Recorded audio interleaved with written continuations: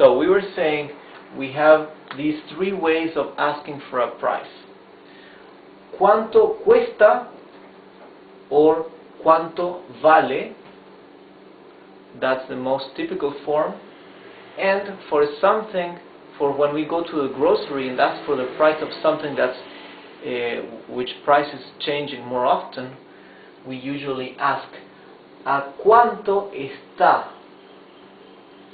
Okay? You can still ask ¿cuánto cuesta? Or ¿cuánto vale? But usually we ask ¿a cuánto está el kilo de manzanas? If we want to ask for the price of fruits, vegetables, or something that's changing frequently. Look at the spelling of the word manzanas, or apples. Let's spell it in Spanish. M-A-N-Z-A-N-A-S.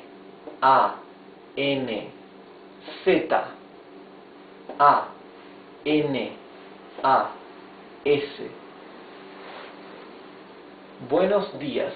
¿A cuánto está el kilo de manzanas? Está a 30 pesos el kilo. Pesos, you can omit it. It makes no difference. You can say está a 30 el kilo.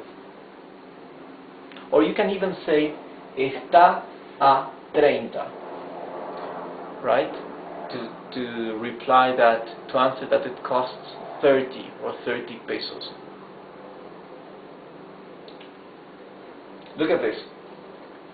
Kilo is a typical, same as in English, right? The typical short form for kilogram. In Spanish, two. Instead of saying kilogramo, you can just say kilo, right? So English and Spanish are the same in this case. Now, last question. Look at this one. Discúlpeme, este pantalón tiene una falla.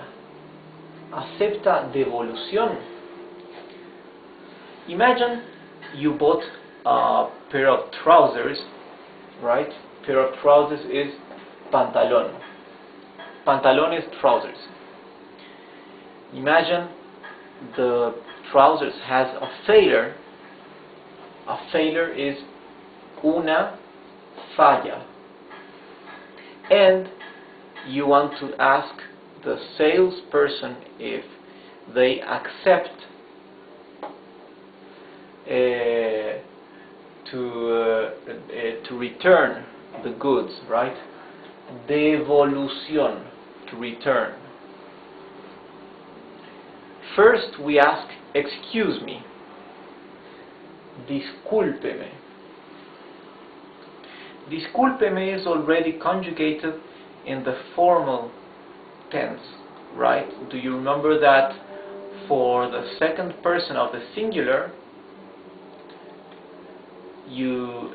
that's you, right? In Spanish you have the formal and the informal. The informal is tú, and the formal is usted. Both forms conjugate differently. So, if we were using the informal, the tú, we would say discúlpame with an a, discúlpame. But we are using the formal because we are talking to a salesperson, somebody that's not related to us.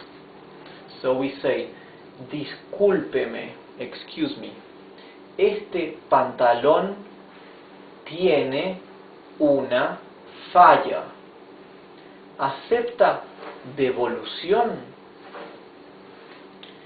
Excuse me, these trousers, or this trouser, because in Spanish it's singular word, has a failure.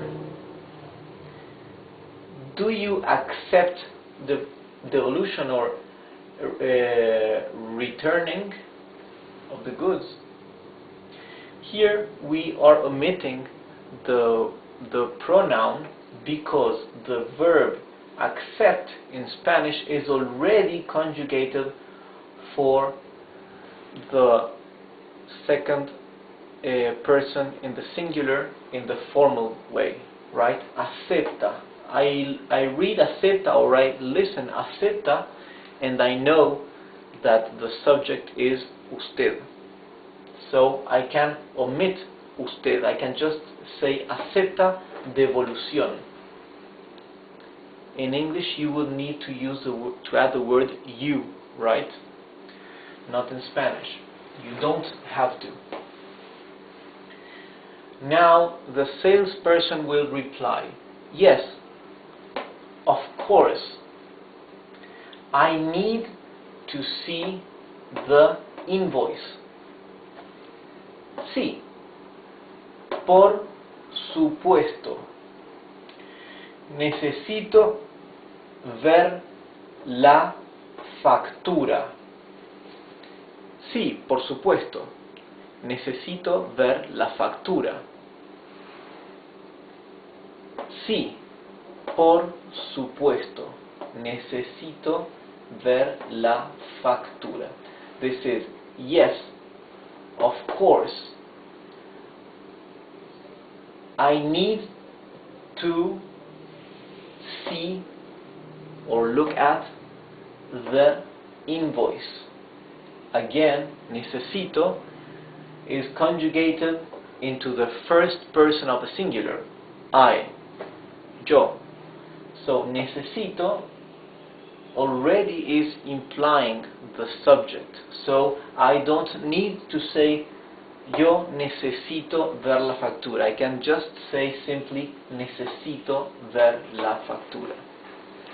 So this is enough for today's lesson, and we'll see probably some more examples next lesson in our next videos, and I will also soon want to teach you the difference between este, esta, estos, estas,